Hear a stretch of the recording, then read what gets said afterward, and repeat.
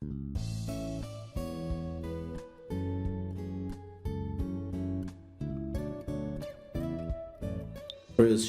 صبح جو خدا نے میرے دل میں بات ڈالی، جو آج ہم کلام مقدس میں سے سیکھیں گے اور دیکھیں گے، آج ہم کلام مقدس میں سے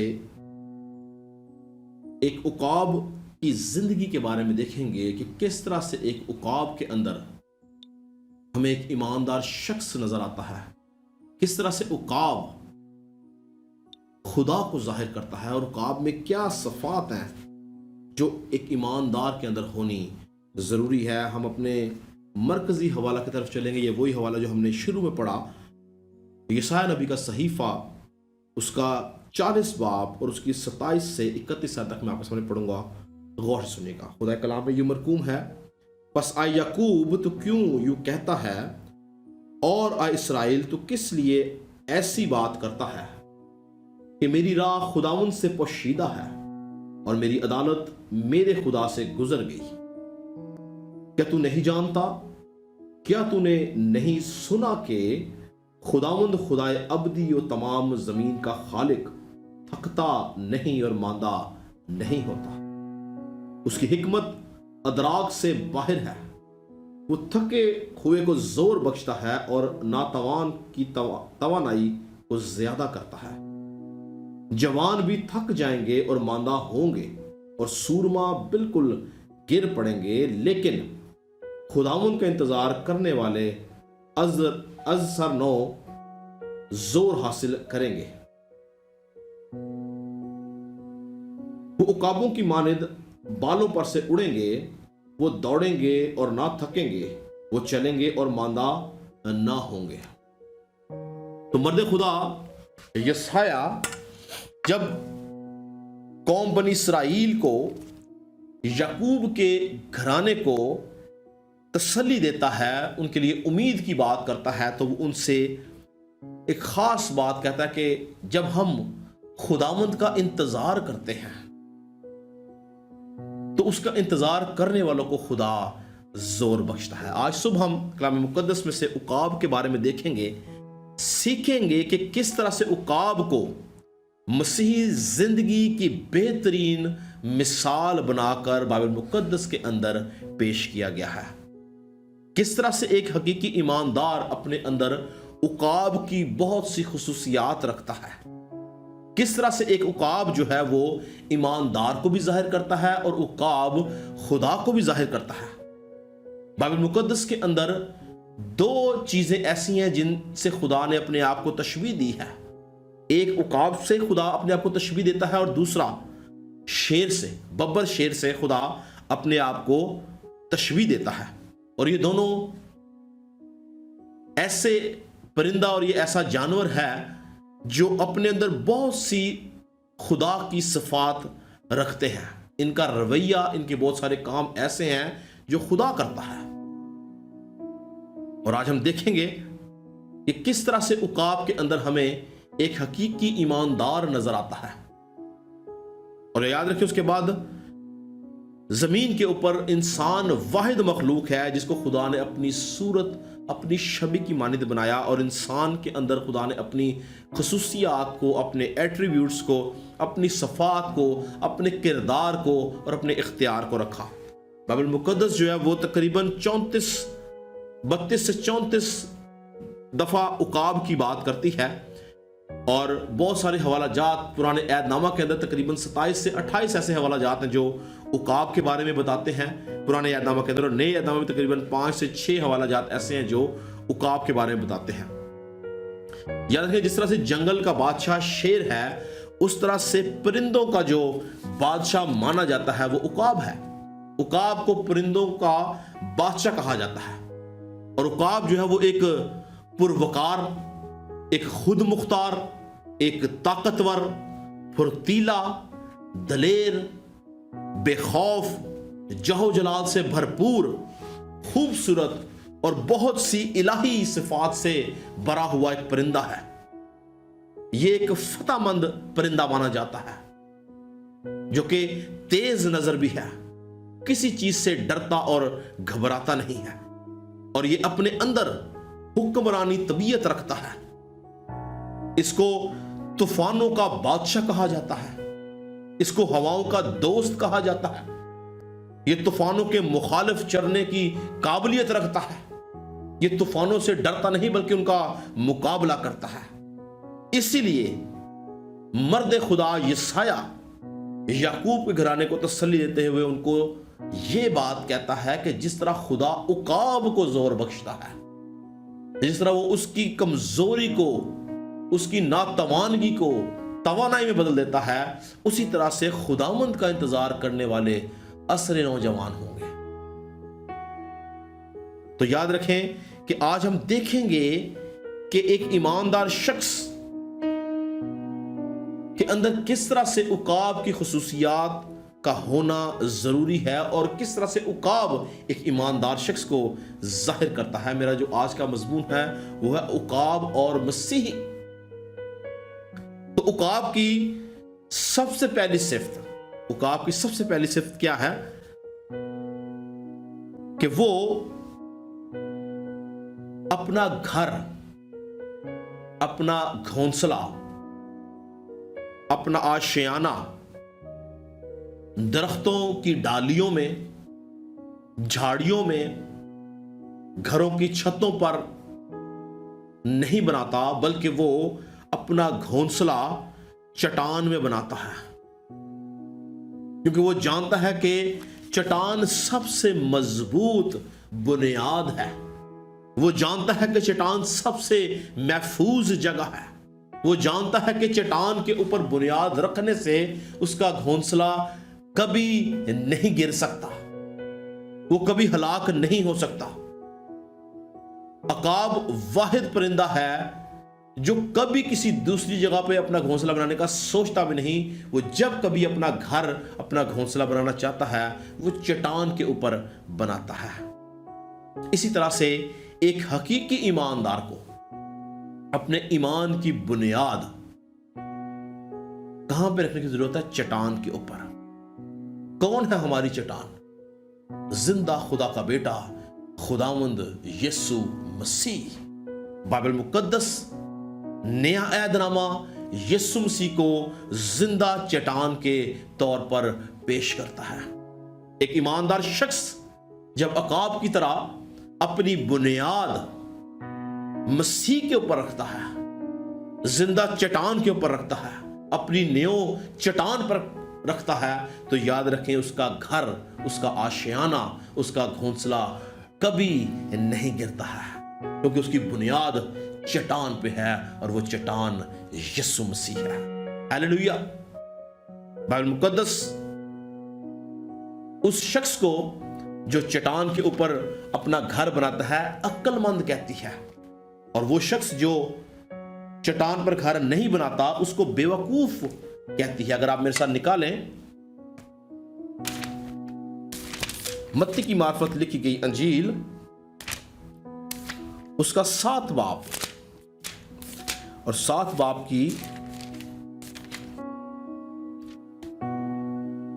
24 आयत से पढ़ूंगा। लिखा है, बस जो कोई मेरी ये बातें सुनता और उस पर अमल करता है वो उस अक्लमंद आदमी की मानिद ठहरेगा जिसने चट्टान पर अपना घर बनाया। तो खुदा यीशु मसीह मिसाल देता है 2 लोगों की, एक शख्स जो चट्टान पर घर बनाता है, एक शख्स जो रेत पर बनाता है, लेकिन चट्टान पर घर बनाने वाले को यीशु मसीह अक्लमंद कहता है। आगे लिखा है, और मींह बरसा और पानी चढ़ा और आंधियां चली और उस घर पर टकराने लगी, लेकिन वो ना गिरा क्योंकि उसकी बुनियाद चट्टान पर डाली गई थी। और जो कोई मेरी ये बातें सुनता है और उन पर अमल नहीं करता वो उस बेवकूफ आदमी की मानिद ठहरेगा जिसने अपना घर रेत पर बनाया, और मींह बरसा और पानी चढ़ा और आंधियां चली और उसके घर को सदमा पहुंचा और वो गिर गया और बिल्कुल बर्बाद हो गया। तो बाइबल वाज़ेह तौर पे बताती है, ये रूहानी घर की बात की जा रही है। याद रखें, जिस्मानी तौर पे हर शख्स जानता है कि रेत पे घर नहीं बनाया जाता। कोई शख्स, दुनिया का जैसा भी शख्स होगा, वो कभी रेत पे घर नहीं बनाता। वो जानता है कि रेत पे घर नहीं बन सकता। ये रूहानी घर की बात की जा रही है। اگر آپ حقیقی ایماندار ہیں تو آپ کو اپنا گھر، اس کی بنیاد چٹان پہ رکھنی ہے، اور چٹان یسوع مسیح ہے۔ ہاللیلویہ۔ اس کے اوپر بنیاد رکھنے سے آپ کا گھر کبھی نہیں گرے گا، چاہے جتنی مرضی آندھی آ جائے، جتنی مرضی پریشانیاں آ جائیں، جتنے مرضی دکھ آ جائیں، خدا کی قدرت یسوع مسیح خود چٹان بن کے آپ کے گھر کو سنبھالنے والا۔ ہاللیلویہ۔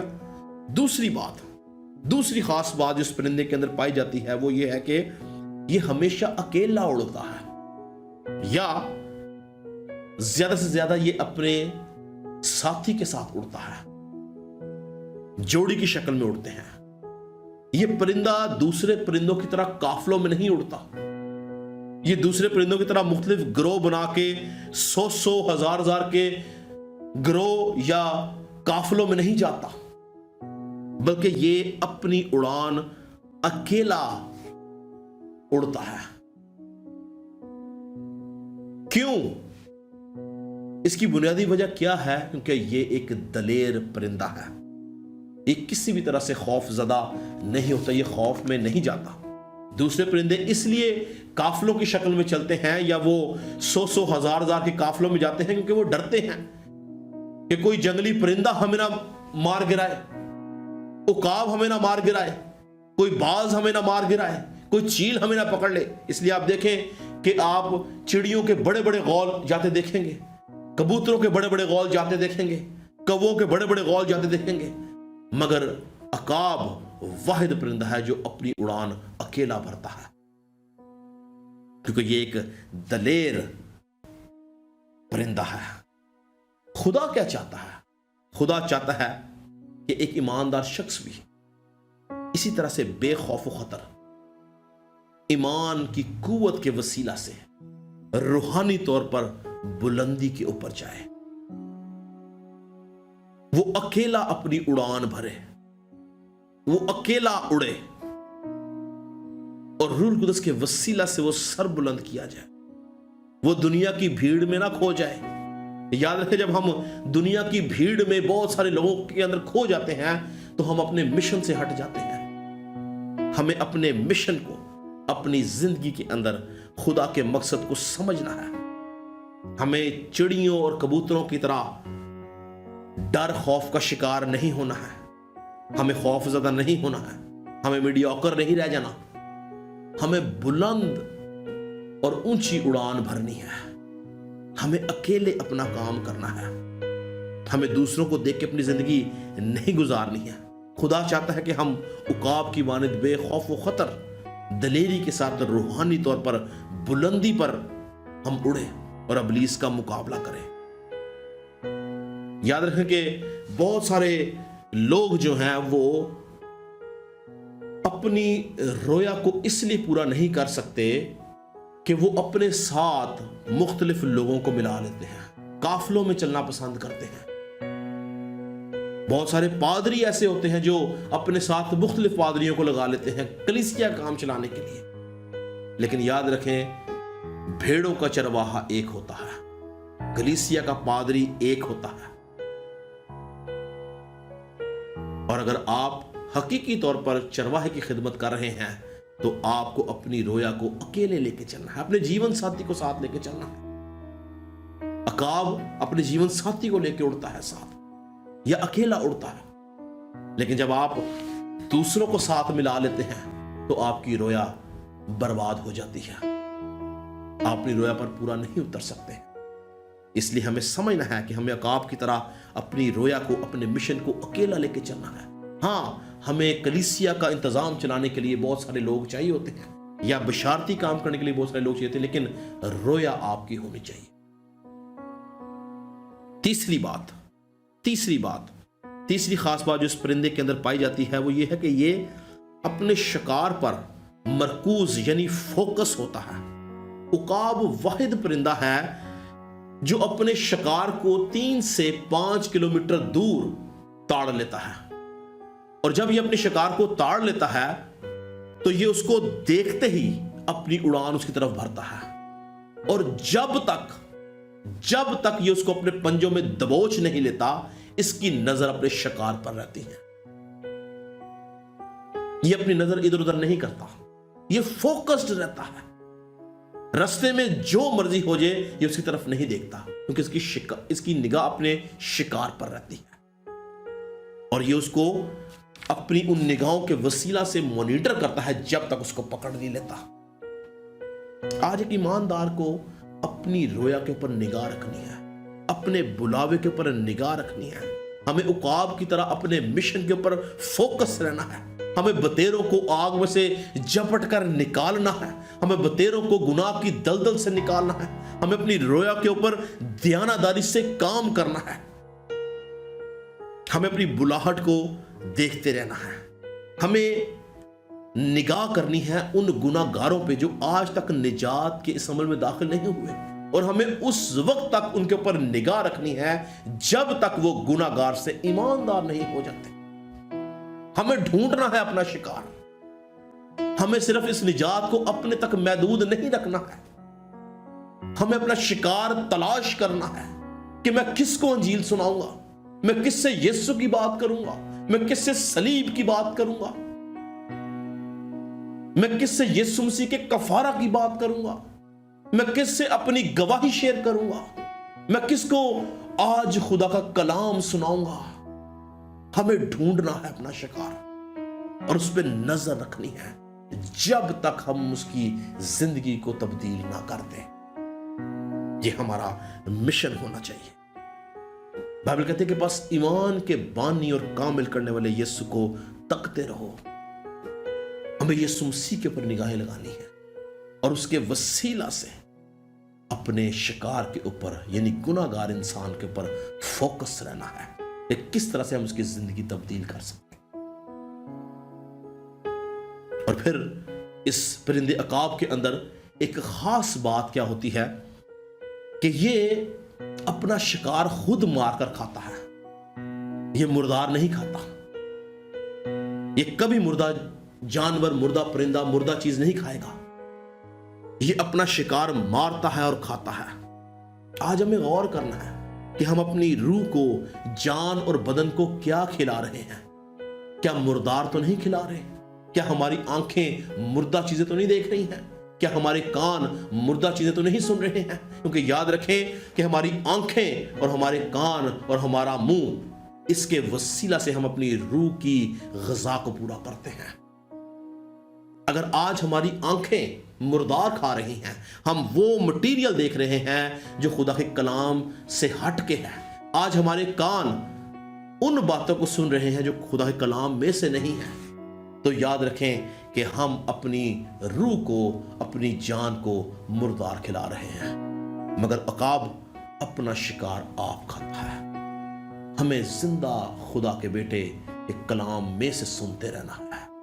ہمیں اس کے کلام کی روشنی میں دیکھتے رہنا ہے. ہمیں اس کے کلام کی روشنی میں چلتے رہنا ہے. ہم اپنی آنکھیں خدا کی طرف لگانی ہے. ہمیں اس بات پر دھیان رکھنا ہے کہ کیا ہم مردہ کام تو نہیں کر رہے. کیا ہماری خوراک, ہماری روح کی خوراک, ہماری بدن کی خوراک, ہمارے جسم کی خوراک مردار تو نہیں. ہمیں خدا کے کلام کی جگالی کرتے رہنا ہے. ہیلیلویا. چوتھی بات کہ عقاب جو ہے وہ طوفانوں میں اڑنے والا پرندہ مانا جاتا ہے. عقاب کی فطرت ہے کہ وہ طوفان کے مخالف سمت میں چلتا ہے. یہ واحد پرندہ ہے جو طوفانوں میں صرف اڑنا نہیں جانتا بلکہ سروائیو کرنا بھی جانتا ہے. اور جب کبھی طوفان آنے والا ہوتا ہے, اس پرندے کے اندر یہ خاصیت پائی جاتی ہے کہ یہ طوفان سے پہلے کی خاموشی کو محسوس کر کے سمجھ جاتا ہے کہ طوفان آنے والا ہے, اور یہ ایکسائٹڈ ہو جاتا ہے. اس کی فطرت ہے. یہ ایکسائٹڈ ہو جاتا ہے کہ طوفان آئے گا اور میں طوفان کے اندر اڑوں گا. جبکہ اس کی نسبت آپ دوسرے پرندوں کو دیکھو تو جب طوفان آتا ہے تو وہ اپنے آپ کو اپنے گھونسلوں میں چھپا لیتے ہیں. یہ واحد پرندہ ہے جو طوفان سے اپنے آپ کو چھپاتا نہیں بلکہ اپنے آپ کو تیار کرتا ہے کہ وہ طوفان کے مخالف چل سکے. یہ اپنے آپ کو ریڈی کرتا ہے. یہ سمجھ جاتا ہے کہ طوفان آنے والا ہے اور مجھے اس کے مخالف چلنا ہے۔ ایک ایماندار شخص کو عقاب کی طرح اپنے آپ کو طوفانوں سے چھپانا نہیں ہے، طوفانوں سے بھاگنا نہیں ہے، طوفانوں سے ڈرنا نہیں ہے، بلکہ عقاب کی طرح اپنے آپ کو تیار کرنا ہے کہ ایماندار طوفانوں کی مخالف سمت میں چل سکے، وہ ان کے خلاف کھڑا ہو سکے، خدا کی قدرت کو ظاہر کر سکے، طوفانوں میں ثابت قدم رہے، مصیبتوں میں ثابت قدم رہے، اور طوفان آپ کو مضبوط کرتے ہیں۔ اس پرندے کا زور طوفانوں میں بڑھتا چلا جاتا ہے۔ اگر آپ اس کی تاریخ پڑھیں یا اس کے بارے میں آپ ریسرچ کریں تو جتنا یہ نارمل حالات میں اڑتا ہے، طوفانوں میں اس سے زیادہ بلند اڑتا ہے، طوفانوں میں اس سے زیادہ طاقت کے ساتھ اڑتا ہے۔ طوفان اس کو طاقت بخشتے ہیں اور یہ اپنی اڑان معمول سے زیادہ اوپر لے کے جاتا ہے، اور طوفانوں میں یہ طاقت پکڑتا ہے۔ ہمیں طوفانوں کو نہیں دیکھنا بلکہ اپنی نگاہیں یسوع مسیح کے اوپر لگانی۔ پترس جتنی دیر یسوع مسیح کو دیکھتا رہا پانی پر چلتا رہا، پر جیسے ہی اس نے لکھا کہ ہوا کو اور پانی کو دیکھا تو ڈوبنے لگا۔ ہماری نگاہیں جب تک یسوع مسیح کے اوپر، زندہ خدا کے بیٹے کے اوپر ہیں، یاد رکھیں کہ ہم کبھی طوفانوں میں یا سمندروں میں نہیں ڈوبیں گے، لیکن جیسے ہم اپنی نگاہیں طوفانوں کی طرف لگائیں گے ہم ہلاک ہوتے چلے جائیں گے۔ ہمیں طوفانوں سے گھبرانا نہیں۔ پانچویں بات کہ یہ اپنے دشمن کا بہت سمجھداری کے ساتھ مقابلہ کرتا ہے۔ عقاب کا جو دشمن ہے وہ سانپ ہے، اور مزیدار کی بات یہ ہے کہ عقاب اور سانپ دونوں یہ چٹان کے اندر رہتے ہیں، ان دونوں کا گھر چٹان ہے۔ سانپ زمین پر بھی رہتا ہے، لیکن بائبل یہ بھی بیان کرتی ہے کہ اس کا یہ چٹانوں میں بھی رہتا ہے۔ اگر آپ میرے ساتھ نکالیں امثال کی کتاب، اس کا 30 باب،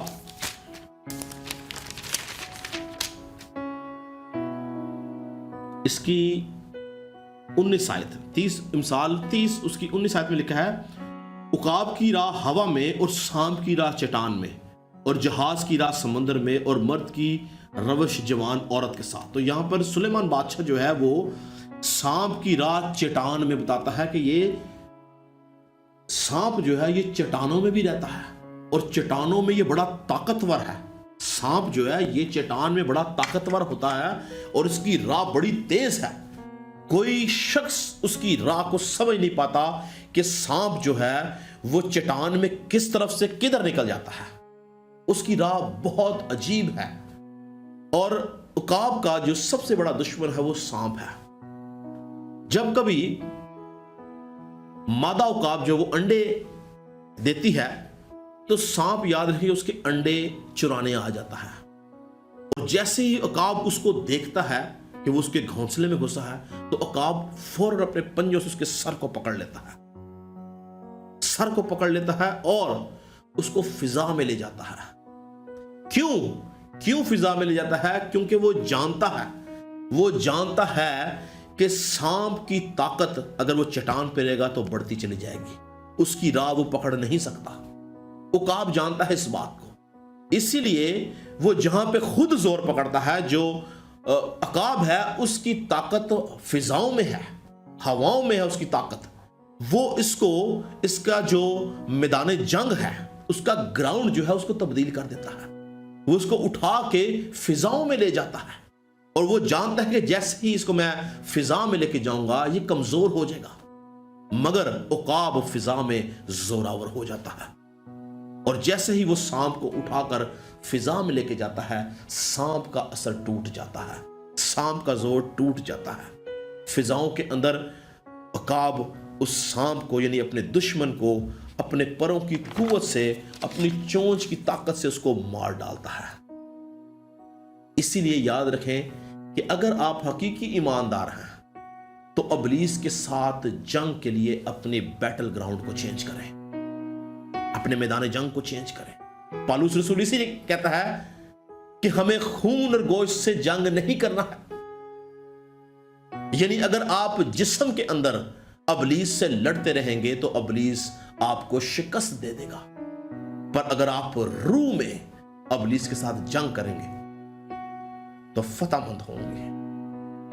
خدا کی قدرت آپ کے ساتھ ٹھہری رہے گی، آپ ابلیس کو شکست دیں گے، اس کے سر کو کچلیں گے، فتح مند ہوں گے، جس طرح سے عقاب فتح مند ہوتا ہے۔ اس لیے ہمیں جسم میں نہیں لڑنا بلکہ روح میں لڑنا ہے۔ ہمیں عقاب کی طرح اپنے دشمن کا میدان بدل دینا ہے تاکہ آپ زوراور ہوں اور وہ کمزور ہو جائے۔ حقیقی ایماندار اس وقت زوراور ہے جب وہ روح میں ہے،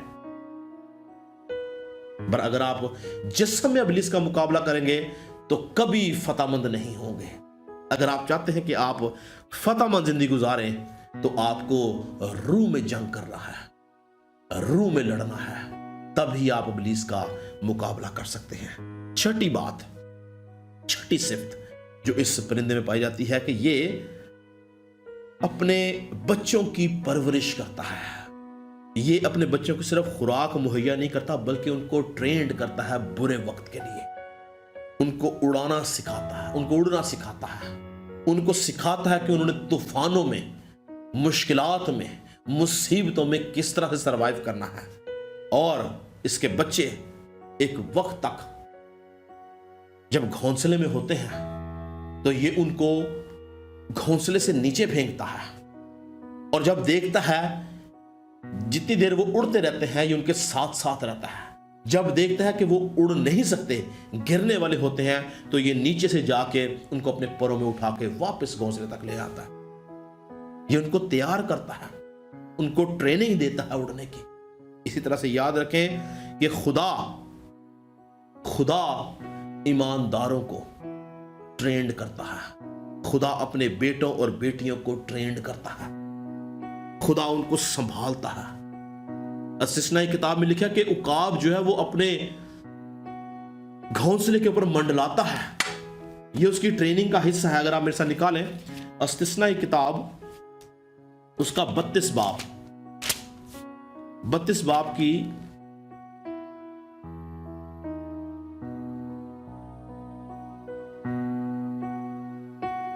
11 آیت میں لکھا ہے، جیسے عقاب اپنے گھونسلے کو ہلا ہلا کر اپنے بچوں پر منڈلاتا ہے ویسے ہی اس نے اپنے بازوؤں کو پھیلایا اور ان کو لے کر اپنے پروں پر اٹھا لیا۔ عقاب کیا کرتا ہے کہ وہ اپنے بچوں کو جب وہ گھونسلے میں ہوتے ہیں ہلاتا ہے گھونسلے کو، اور بچے گرتے ہیں اور وہ گھونسلے میں منڈلاتا رہتا ہے، اور بچے کو جب وہ گر جاتے ہیں تو وہ دیکھتا رہتا ہے کہ کہاں تک جائیں گے، پر وہ ان سے جدا نہیں ہوتا۔ قوم بنی اسرائیل کو جب خدا ملک مصر سے نکال کر لایا تو خدا نے جتنی مصیبتیں ان کے اوپر آئیں، خدا رات کو آگ کے ستون کی شکل میں، دن کو بادل کی شکل میں ان کے اوپر منڈلاتا رہا، ان کا باپ بن کے ان کے سر پر رہا۔ ملک مصر کے اندر 10 آفتیں آئیں، خدا قوم بنی اسرائیل کے اوپر منڈلاتا رہا۔ آج بھی خدا اپنے بیٹے اور بیٹیوں کو جب ٹرینڈ کرتا ہے، چاہے جتنے طوفان آئیں، چاہے جتنی مشکلات آئیں، چاہے کیسی بھی پریشانیاں کیوں نہ آئیں، یاد رکھیں آپ کے گھونسلے کے اوپر خدا عقاب کی مانند منڈلاتا رہتا ہے۔ وہ آپ کو سنبھالتا ہے، وہ آپ کو چھوڑتا نہیں، وہ آپ سے جدا نہیں ہوتا، اس کے وعدے سچے اور ہاں کے ساتھ ہیں۔ وہ آپ کو دکھوں میں سے نکالتا ہے، مشکلات میں سے نکالتا ہے اور ثابت کرتا ہے کہ وہ آپ کے ساتھ۔ ہاللیلویا۔ ہم آنے والے ہفتے میں اسی سیریز کو لے کے چلیں گے، میں ایک اور پیغام اسی کے اوپر دوں گا، اور آنے والے ہفتے میں ہم دیکھیں گے کہ کس طرح سے عقاب جب بوڑھا ہو جاتا ہے تو وہ کس طرح سے خدا اس کو دوبارہ سے جوان کرتا ہے۔ یہ عمل ہمیں دیکھنے میں یا سننے میں بڑا عجیب سا لگتا ہے کہ عقاب اپنے پروں کو توڑتا ہے، اپنی چونچ کو توڑتا ہے، اور اس کے پر نکلتے ہیں، اس کی چونچ نکلتی ہے، لیکن یہ بڑا دردناک عمل ہوتا ہے۔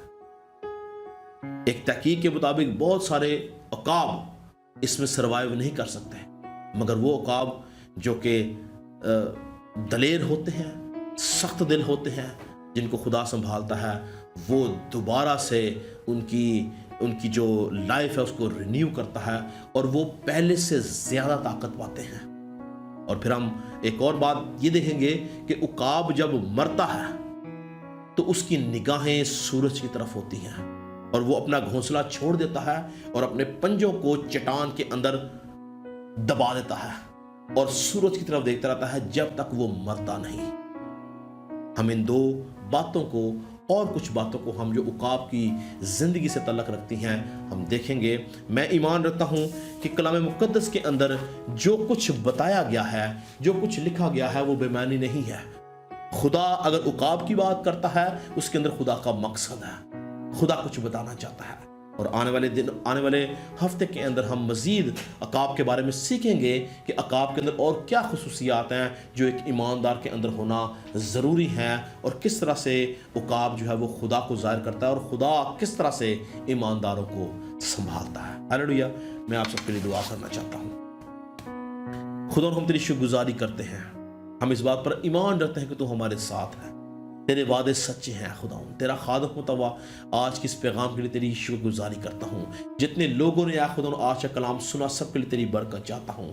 اے خدا یہ کلام ان کی زندگیوں میں اثر کرے، اور اے خدا یہ عقاب کی زندگی سے سیکھیں کہ کس طرح سے وہ اپنی زندگی گزارتا ہے، اور اے خدا ان تمام باتوں کو سیکھ کے یہ عقاب کی طرح ایک فتح مند زندگی گزاریں، اور تیرے نام کو جلال دینے کا وسیلہ بن سکیں، ابلیس کا مقابلہ کر سکیں، شیطان کو شکست دے سکیں، اپنے کردار کے وسیلہ سے، اپنے رویے کے وسیلہ سے، اپنی زندگی کے معاملات کے وسیلہ سے، اور تیری قدرت ان کی زندگی میں کام کرے۔ تیرا خادم سب کے لیے برکت کی دعا کرتا ہوں۔ کلام کا سنا جانا، پڑھا جانا ہے خدا ان سب کے لیے باعث سے برکت ہو، اور اس کلام کے وسیلہ سے ہم قوت پائیں، زور پائیں، برکت پائیں، اور تیرے نام کو جلال دیں۔